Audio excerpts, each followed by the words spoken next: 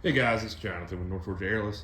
I'm going to take a quick minute and just come and show y'all a couple of an issue that we've encountered on a machine and a little comparison with our machine to show you how we had addressed this particular problem before we actually saw this in an individual customer scenario.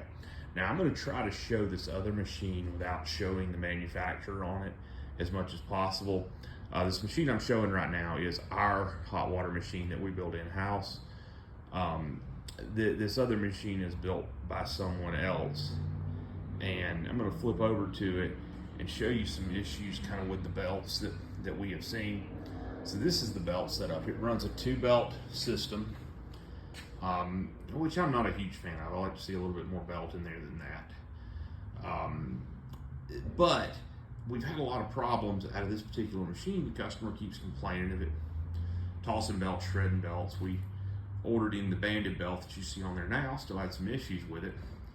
And this customer was out of state, but he actually brought it over to us. And once we were able to watch it run, we discovered that the plate that everything is mounted on down here, it's all one unit, and it's out of a very, very thin stainless steel.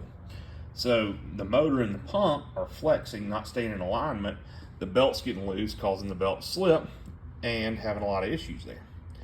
So what we had done, and it's funny because we actually had a discussion about this when we first started building this particular machine. We didn't feel like a base plate was strong enough for that, so we built a full skid that sits in there. Now, this being independent of the hot water system was something that was real important to me. That way, if you needed to do a power plant change or something like that, it was very easy to do.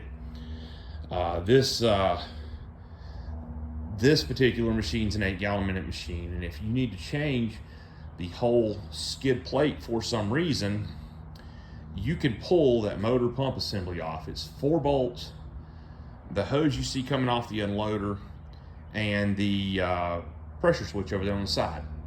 Nothing else is tied into this. So with just that simple change, you can make the swap on this. So if you need to change power plants, if you need to change the size of a power plant, if you have a machine that goes down, if you decide later on you want to upgrade to an IGX 800, all sorts of things you can do with that. Now, I'll show you a couple other little features that we do have on this machine. This is a machine that we're very proud of the function. It's a very high heat rise machine, does a very nice job. We also, with this machine, address some fuel tank issues, because the fuel tank manufacturer, if you look, they have ports in the bottom of these tanks. We did not want to use anything coming out of the bottom. Anybody that's ever had water in their gas, anything settles to the bottom, especially the bottom corners, based on which way the machine's tilted. I didn't want that to be where we were pulling our fuel from, so on all of ours, we have drop sticks that run just a little short of the full tank height to prevent getting any sediment or anything like that into the machine. We do this on our gas and our diesel, something that we do add into those. And on our IGX 800 machines, we actually run a secondary fuel filter as well, but this is a 690 machine. So we try to build this particular machine to be as good as we possibly can. Simplicity, reliability, all of that.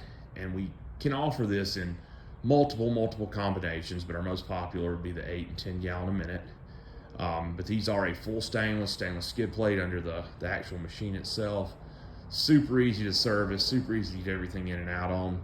If y'all have any questions about these, anything, always give us a call, 770-532-4442. Again, it's Jonathan with North Georgia Airless.